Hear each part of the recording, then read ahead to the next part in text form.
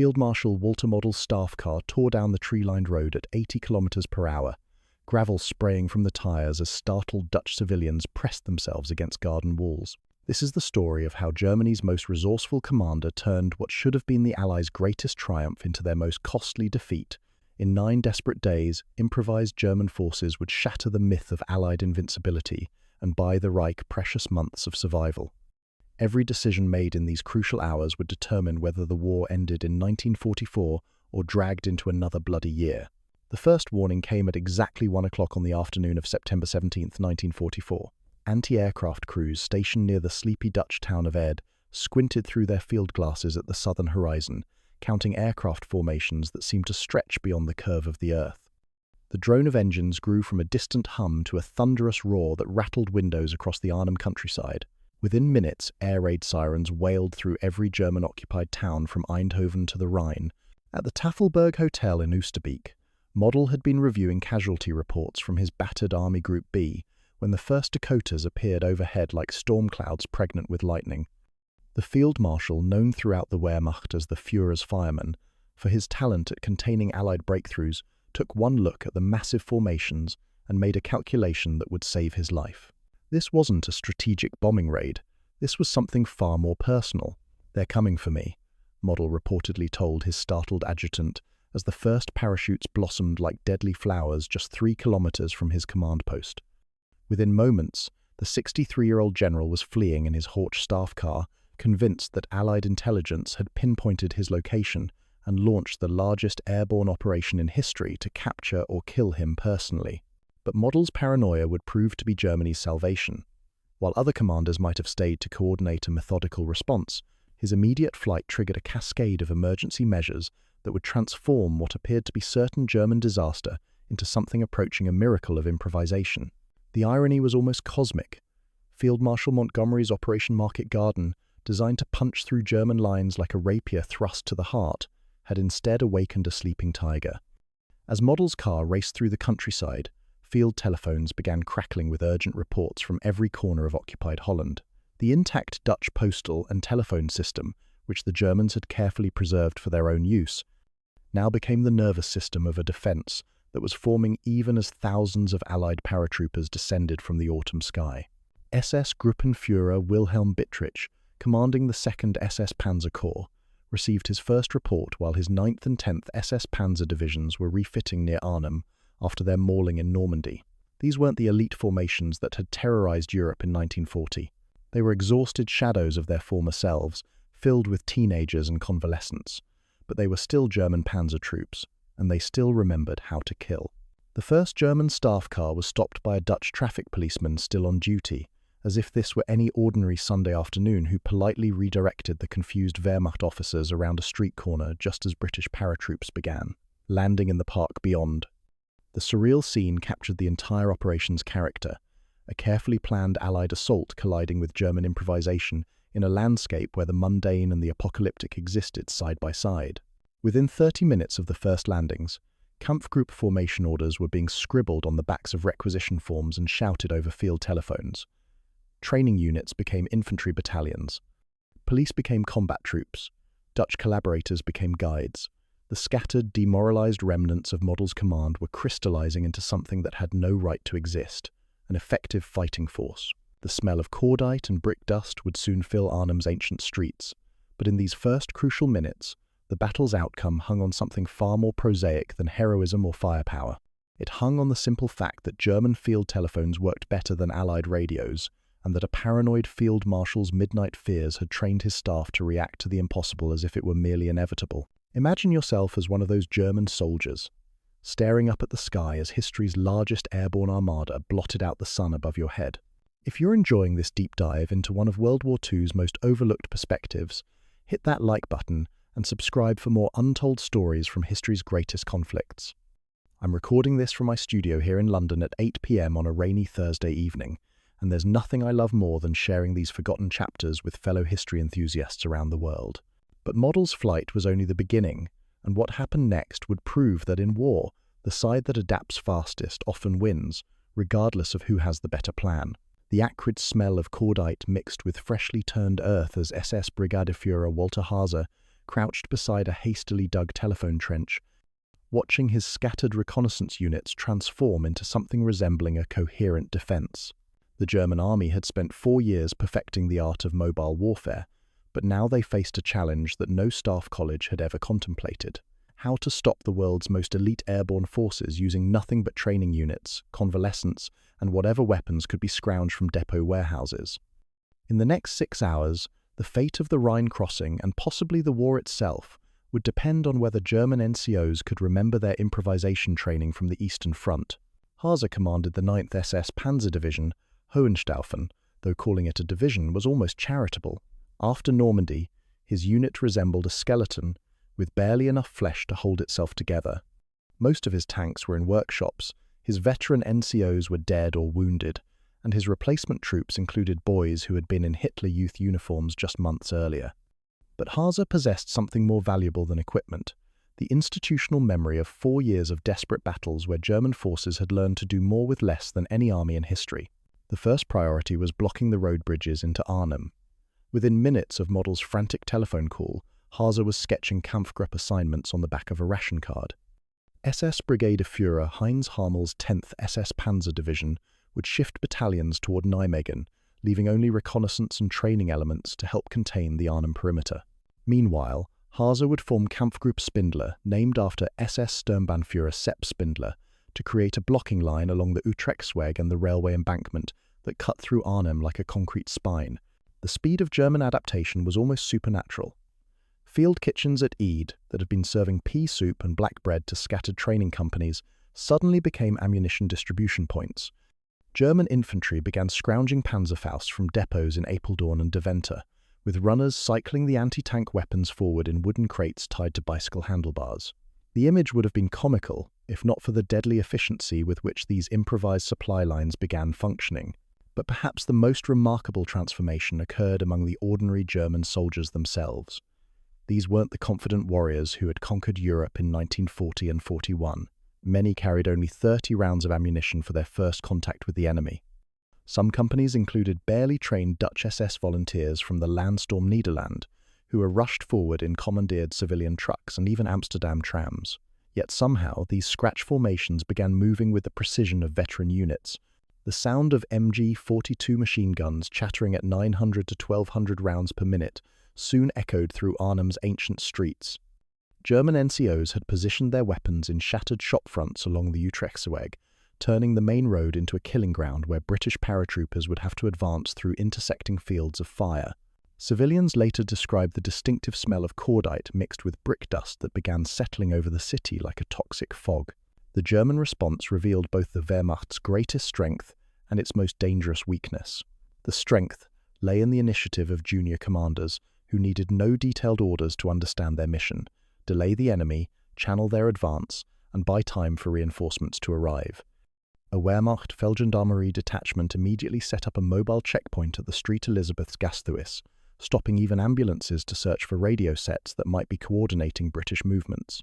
The weakness became apparent when senior commanders began issuing contradictory orders. Generaloberst Kurt Student's 1st Fallschirm Army held responsibility for Western Holland, but his scattered parachute training and convalescent units had no clear chain of command with the SS Panzer divisions. General Hans von Tettau was ordered to organize ad hoc formations from SS training schools, police units, and Dutch collaborators, but nobody seemed certain whether he reported to Student, to Model, or directly to Berlin. This command confusion might have proved fatal, except for one crucial advantage that the Germans possessed over their attackers: their communications worked. Field telephones connected every German position through the intact Dutch postal and telephone system, allowing commanders to coordinate within minutes of receiving new intelligence. In contrast, Allied radio sets were already beginning to fail inside Arnhem's brick-heavy streets, where buildings absorbed and reflected radio waves in unpredictable patterns. The first sign that German improvisation might actually succeed came from an unexpected source.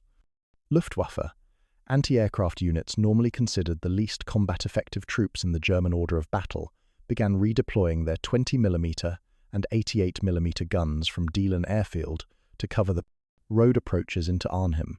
Within 6 hours of the landings, these weapons were in position to engage British armour at ranges where their superior optics and training would give them decisive advantages. As afternoon shadows lengthened across the Dutch countryside, German engineers worked by lantern light to mine the approaches to the Arnhem road bridge.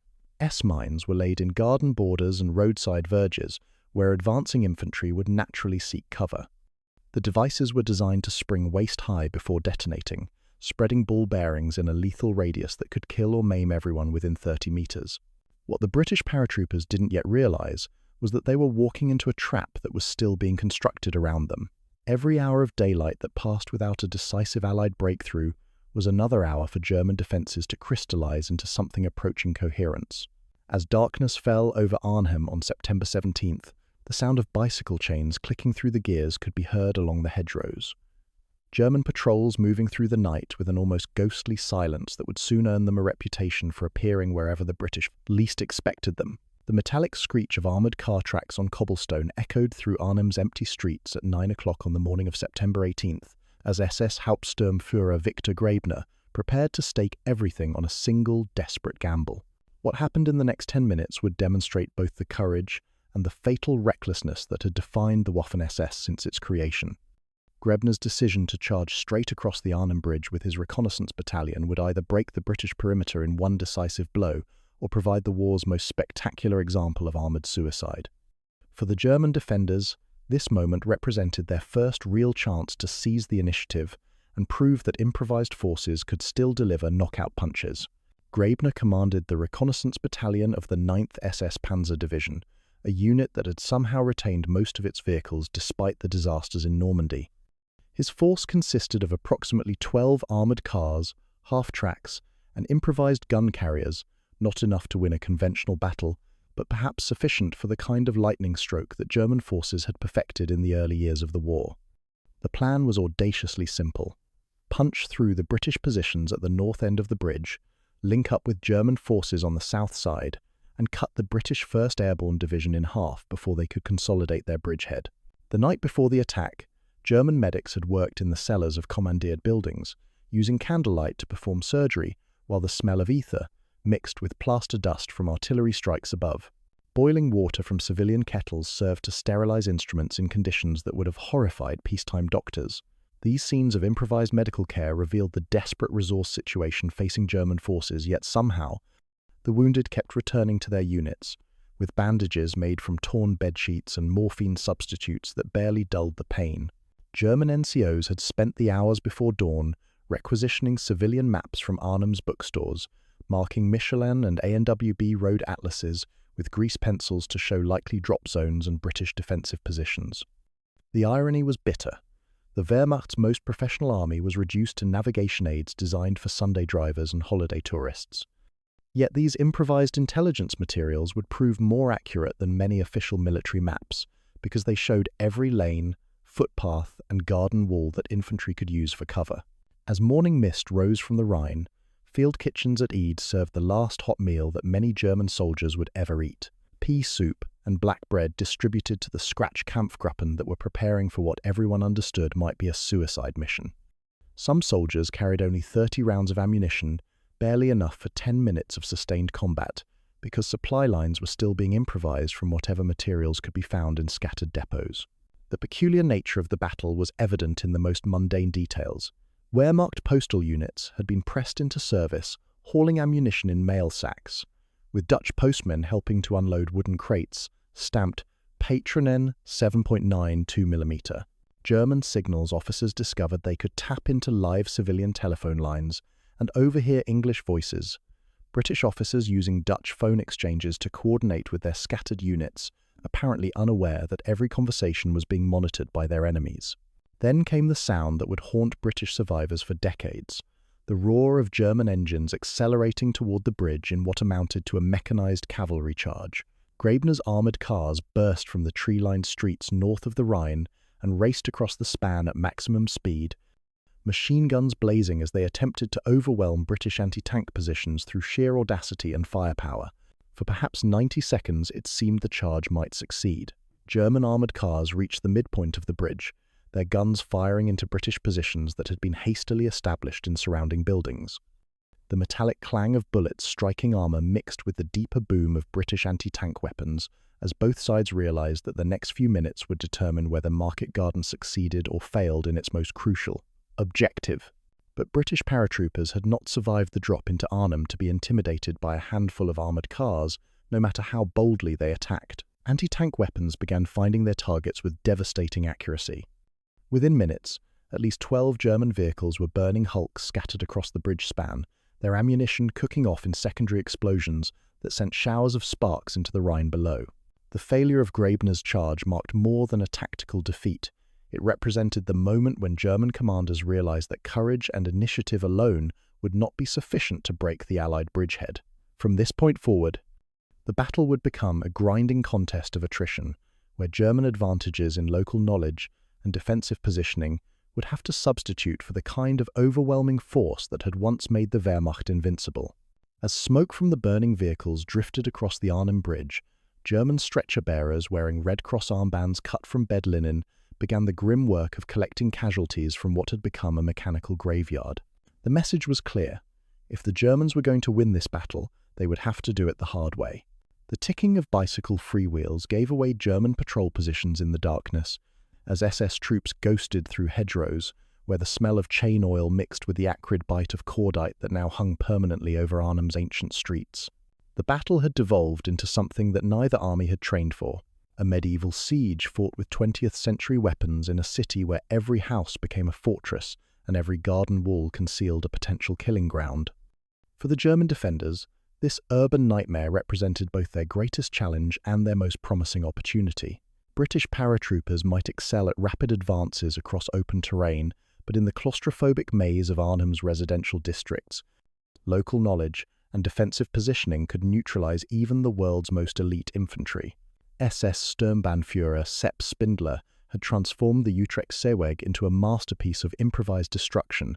His roadblocks consisted of overturned buses, derailed tramcars, and log trucks positioned to channel British advances into carefully prepared killing zones.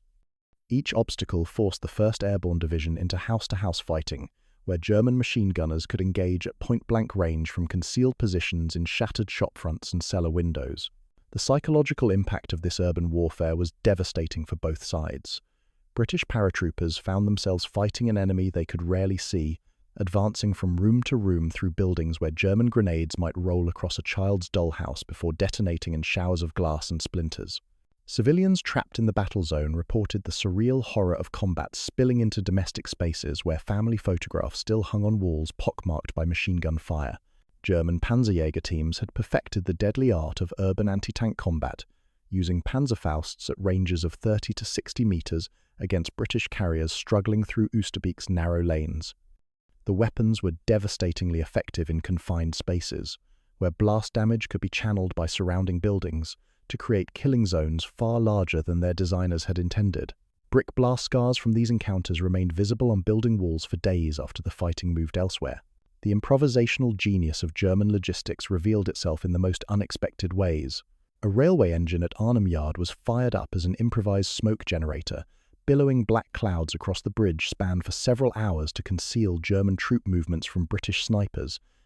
Wehrmacht postal units continued hauling ammunition in mail sacks, with Dutch postmen helping to unload wooden crates in scenes that captured the bizarre normalcy that persisted even in the heart of the battle zone. German casualty collection points had been established at the Eusebiuskirchen municipal schools, with chalk arrows marked Verwundetensammelstelle, directing stretcher parties through streets where every intersection might conceal a sniper. The medical stations themselves became surreal islands of humanitarian cooperation, where captured British medics worked alongside German doctors to treat casualties from both sides, under the flickering light of commandeered candles. But perhaps the most telling indicator of German adaptability was their use of captured British equipment. SS patrols discovered that magazines from captured Sten guns fit perfectly into their uniform tunics, while ammunition was plentiful from supply drops that had fallen into German lines through navigation errors or enemy action. The irony was bitter. British weapons were being used to kill British soldiers because German quartermasters had learned to be more flexible than their opponents. The night fighting revealed both armies at their most primitive and most professional. German patrols crept through kitchen gardens using rain barrels as cover, their uniforms soaked with the smell of fermenting apples from orchards where the autumn harvest rotted unharvested. SS NCOs had memorized the terrain so thoroughly that they could navigate by touch and sound alone, appearing in British rear areas with a frequency that bordered on the supernatural. The psychological pressure was enormous on both sides. German soldiers faced the constant threat of Allied air attack during daylight hours, when Typhoon fighter bombers could appear without warning to strafe any concentration of troops or vehicles. British paratroopers endured the grinding stress of being surrounded by an enemy who seemed to know every hidden path and back garden in a city they had never seen before. September 17th. One captured British resupply canister that burst open in German lines perfectly symbolized the chaotic nature of the battle. Bren guns, chocolate bars, and tea packets spilled into a shell crater, where German soldiers brewed British tea under fire while British bullets snapped overhead. The scene captured both the absurdity and the humanity that persisted even in the most desperate circumstances. German artillery began finding its range on the Oosterbeek perimeter, with 105mm and 150mm guns bracketing British positions among the villas and parks where wealthy Dutch families had once lived in peaceful prosperity. The sound of shells whistling overhead became the constant soundtrack to a battle where survival often depended more on luck than skill. Blue-grey exhaust fumes pooled in Deventer's narrow streets as Kampfgruppe Knaust Stug assault guns rumbled toward the sound of distant artillery, their tracks throwing sparks from cobblestones, worn smooth by centuries of peaceful commerce. The battle for Arnhem had become something far more dangerous than a localized airborne assault. It was metastasizing into a multi-front catastrophe that threatened to unravel German defences across the entire Netherlands. As British XXX Corps began its armoured thrust up the single highway from Eindhoven to Arnhem, German commanders faced the nightmare scenario of fighting a mobile defence with static forces while simultaneously containing the largest airborne operation in military history. Success would require every lesson learned from 4 years of desperate improvisation on the Eastern Front. Hans-Peter Knaust commanded a battle group that existed only because German logistics had finally learned to create something from nothing. His assault guns and handful of Panther tanks represented the scraped-together remnants of training units, repair shops, and depot guards, the kind of force that no peacetime army would have considered combat-worthy. Yet these vehicles and their crews were about to demonstrate that in German hands, even obsolete equipment could become lethally effective when deployed with sufficient cunning and local knowledge. The morning of September 19th brought an unexpected gift to German defenders: thick fog that delayed Allied supply flights for crucial hours. While British and American pilots waited for visibility to improve at their airfields in England, German commanders shifted platoons across the Lower Rhine by ferry, without fear of air attack. The irony was profound. Weather that should have hindered the defenders instead became their greatest ally, allowing German reinforcements to redeploy in broad daylight, while Allied close air support remained grounded by atmospheric conditions. At Nijmegen, SS Brigade Führer Heinz Harmel's 10th SS Panzer Division had transformed the Waal River defences into a killing ground that stretched 1,500 metres along the dike. German machine gunners had prepared range cards that listed precise distances to every landmark: tree 430 metres, barge 520 metres. This methodical preparation reflected the professional competence that still distinguished German NCOs, even when their units were filled with teenagers and convalescents. The psychological impact of fighting in urban terrain was beginning to affect both armies in unexpected ways. German snipers had occupied church towers in Elst and Lent, where brass cartridge cases piled ankle-deep on tower floors after 2 days of continuous shooting. These elevated positions provided commanding views of Allied approach routes, but also trapped the marksmen in increasingly precarious situations as British artillery began targeting every obvious sniper nest with devastating accuracy. German logistics continued to reveal both desperation and ingenuity in equal measure. Ammunition allotments had become so tight that some SS companies were rationed to just 60 rounds per rifle per day by September 22nd, barely enough for a single sustained firefight. Field cooks boiled ersatz coffee from chicory root, while cigarette rations disappeared entirely, forcing men to smoke pipe tobacco rolled in newspaper. These details captured the grinding reality of a German war machine that was slowly consuming itself even as it continued to function. The Lower Rhine's autumn ebb had exposed muddy banks where German patrol boots sucked and popped in the thick clay while searching for drifting British boats during night reconnaissance missions. The sensory experience of this nocturnal warfare was almost hallucinogenic. The splash of oars in the darkness, the whispered challenges in multiple languages, and the sudden crack of rifle fire that shattered the rural quiet like breaking glass. Yet German adaptability continued to produce tactical innovations that surprised even veteran Allied commanders. A Panther tank from the 107th Panzer Brigade had positioned itself to fire directly down Hell's Highway, the single-road corridor that XXX Corps needed to reach Arnhem. When the massive gun engaged an Allied fuel truck, the resulting explosion sent flames roaring 20 meters into the sky, while bubbling asphalt created a roadblock that would take hours to clear. This single shot demonstrated how German forces were learning to maximize the impact of their limited resources through precision targeting and intimate knowledge of critical choke points. The strangest sight in the entire battle zone was probably the Dutch Navy training battalion that fought in blue tunics under Wehrmacht helmets, an odd mix that confused both sides and symbolized the improvised nature of German defensive measures. These naval cadets had no business fighting infantry battles, yet they were integrated into the Oosterbeek perimeter because every available man was needed to contain the British airborne bridgehead. German artillery was finally finding its rhythm, with tree bursts showering splinters and pine resin on British foxholes, while the sound of incoming shells created a constant symphony of destruction. The psychological pressure was enormous on troops who had expected to be relieved within 72 hours, but were now facing the prospect of a prolonged siege with dwindling supplies and ammunition. A German chaplain held a brief service in a barn near Renkum. 15 men, 1 lantern, and Psalm 91 read over the distant thump of artillery fire. The scene captured both the spiritual dimension of combat and the way that human rituals persisted even in the most mechanized warfare. As the third day of Market Garden ended, German forces had achieved something that seemed impossible 72 hours earlier. They were not merely surviving the Allied onslaught, but actually containing it across multiple fronts simultaneously. The question now was whether improvisation and determination could overcome the Allied advantages in equipment, air support, and reinforcements that were steadily building south of the Rhine. Rain drummed against shattered roof tiles as 150,000 Dutch civilians shuffled past abandoned houses marked "evacuated" in white chalk, their handcarts squeaking through puddles that reflected the grey September sky. Model's order to evacuate Arnhem on September 23rd represented both a humanitarian gesture and a calculated military decision that would transform the urban battlefield into something approaching a free-fire zone. For German commanders, the removal of civilian witnesses meant that the gloves could finally come off, but it also created a logistical nightmare that would test their ability to manage military operations while processing the largest population displacement in Dutch history. The exodus would reveal both the Wehrmacht's capacity for organization and its growing desperation as the battle entered its most critical phase. The evacuation began at dawn, with Feldgendarmerie units moving from house to house, giving families just minutes to gather essential belongings before joining the long columns of refugees streaming south toward German-controlled territory.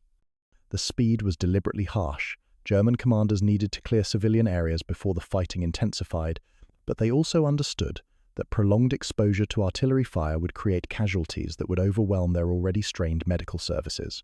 German artillery had found its rhythm by this point in the battle, with 105mm Ley FH-18 and 150mm SFH-18 guns bracketing the Oosterbeek perimeter with methodical precision. Tree bursts showered splinters and pine resin on British foxholes, while the psychological impact of constant bombardment began to erode the fighting effectiveness of even elite airborne troops. The guns were sighted far enough back to avoid counter-battery fire, but close enough to deliver devastating accuracy on targets identified by forward observers who knew every landmark in the area.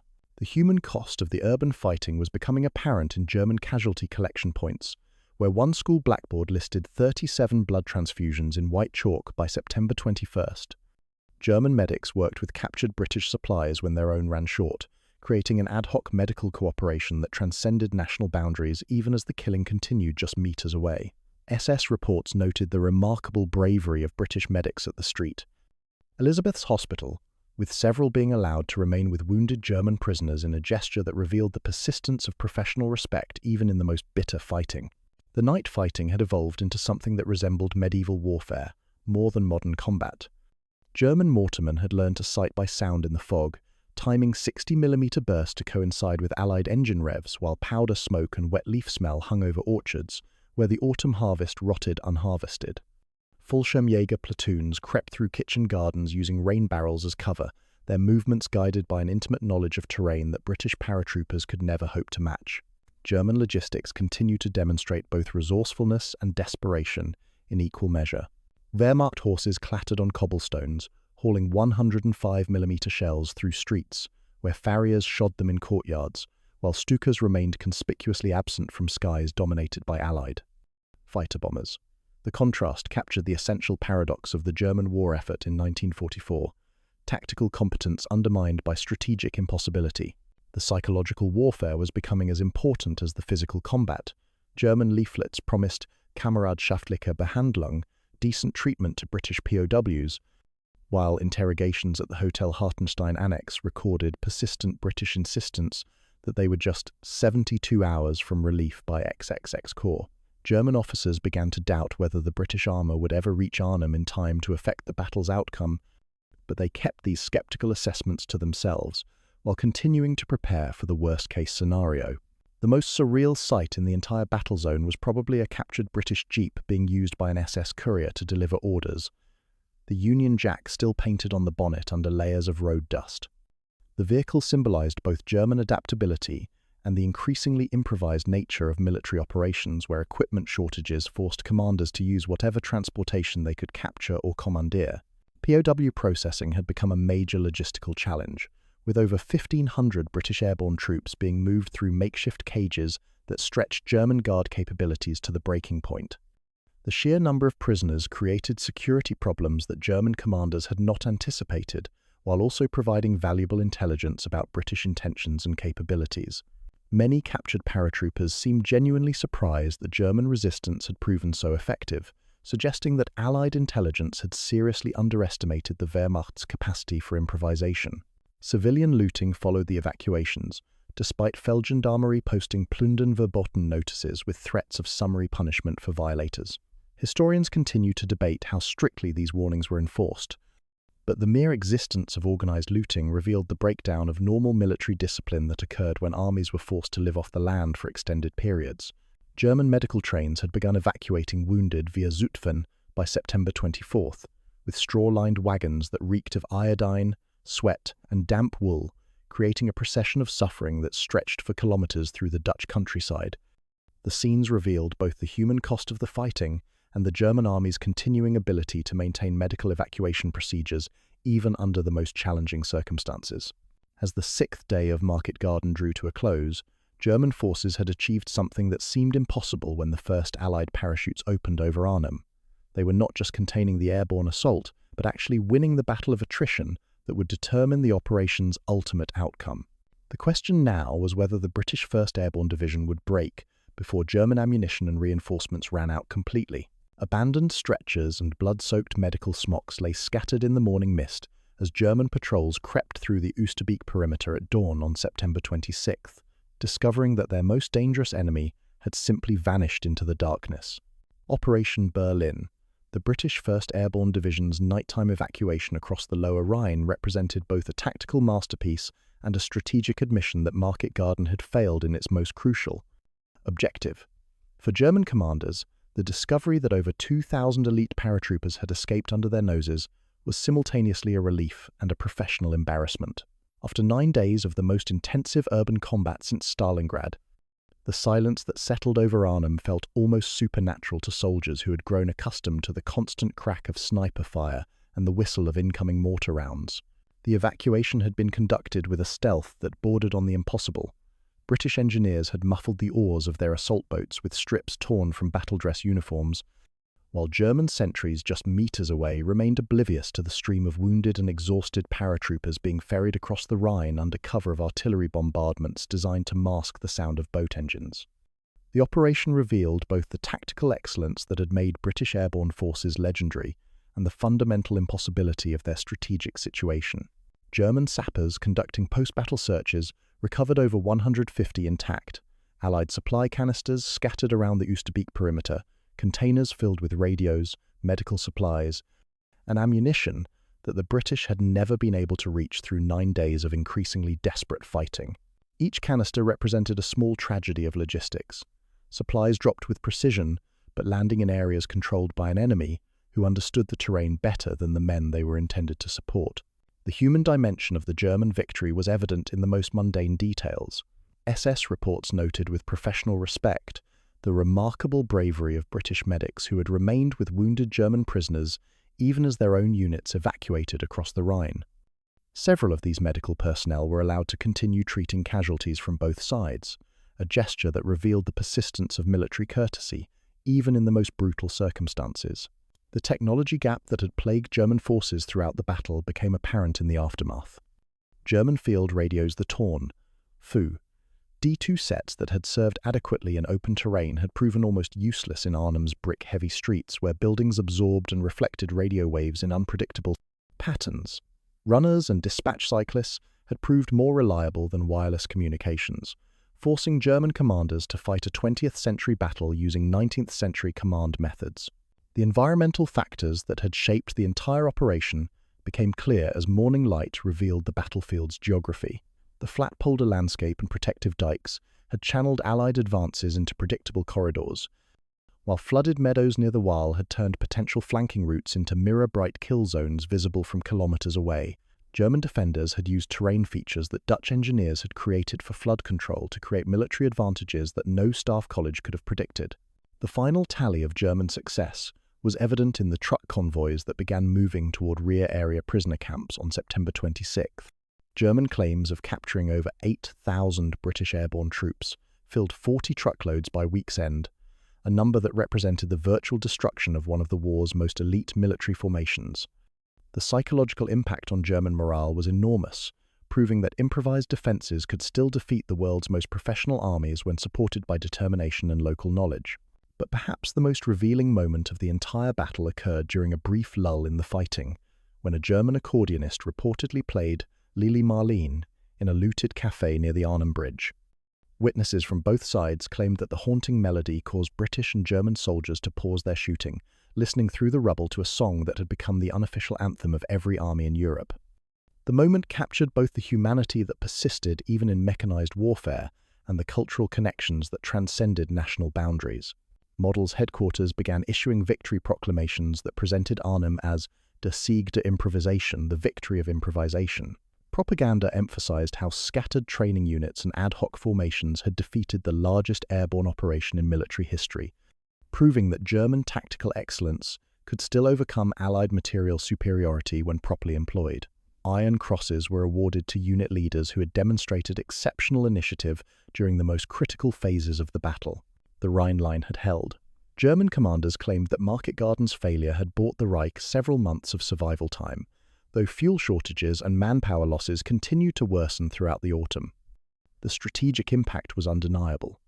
Allied hopes for ending the war in 1944 had been shattered by 9 days of fighting that revealed the continuing effectiveness of German defensive capabilities. As the last British prisoners disappeared into the network of camps that stretched across occupied Europe, German soldiers began the grim task of clearing Arnhem streets of the debris that marked one of the war's most desperate battles.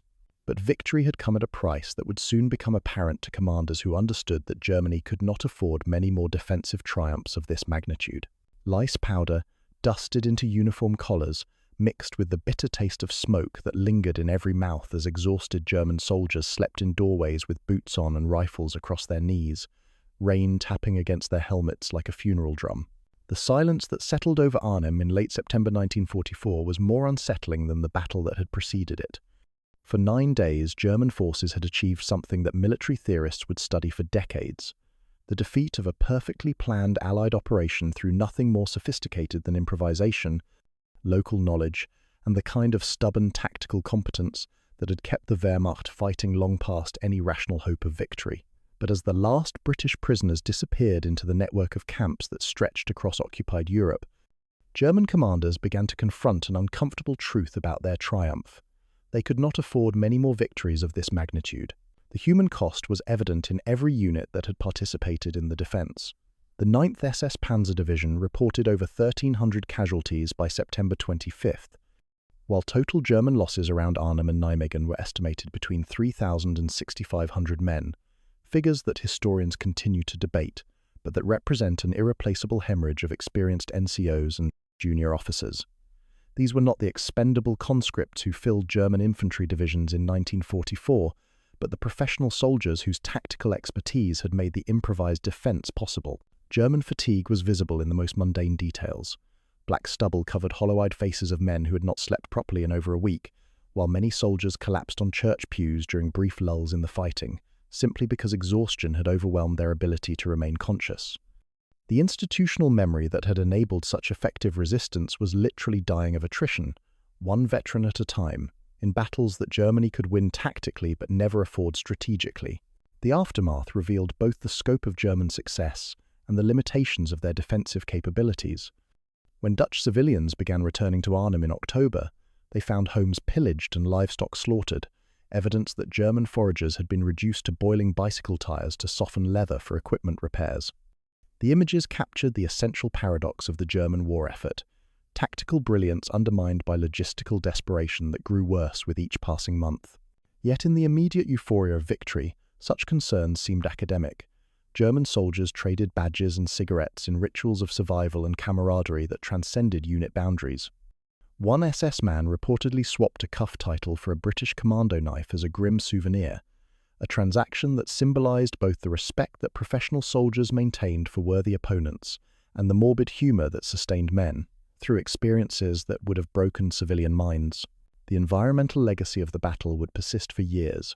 Flat polder landscapes and protective dikes had been transformed into moonscapes of craters and debris, while flooded meadows near the WWII remained contaminated with unexploded ordnance that would claim civilian lives for decades after the armies moved on. The smell of cordite and death would fade, but the physical scars carved into Dutch soil would serve as permanent reminders of 9 days when the fate of Western Europe hung in the balance. The strategic implications were immediately apparent to German commanders who understood the broader context of the war. Model's defense of the Rhine line had indeed bought the Reich several months of survival time, but fuel shortages and manpower losses continued to accelerate throughout the autumn of 1944. Market Garden's failure meant that the Allies would be forced to fight through the winter, giving German factories precious time to produce the secret weapons that Hitler continued to promise would reverse the war's outcome. But perhaps the most significant consequence of Arnhem was psychological, rather than material. The defeat of the world's most elite airborne forces proved that German tactical excellence could still overcome Allied material superiority when properly employed. This knowledge would sustain German resistance through the bitter months ahead, even as rational strategic analysis suggested that continued fighting would only increase the ultimate cost of defeat. The final image of the Arnhem battle captured both its immediate impact and its lasting significance. Rain falling on smashed roof tiles while Rhine water lapped against broken pilings, and in every mouth the persistent bitter taste of smoke that had become the flavor of a war that no longer offered victory to anyone, only different degrees of survival and loss. In quiet moments between the artillery barrages that marked the war's continuation, German soldiers would remember September 1944 as the last time their army had achieved something resembling the victories that had once made them masters of Europe. But they would also remember it as the moment when victory itself became indistinguishable from a different kind of defeat, one measured not in territory gained or enemies destroyed, but in the slow consumption of everything that had once made fighting seem worthwhile. The Rhine line had held, but at a price that ensured it could not hold forever.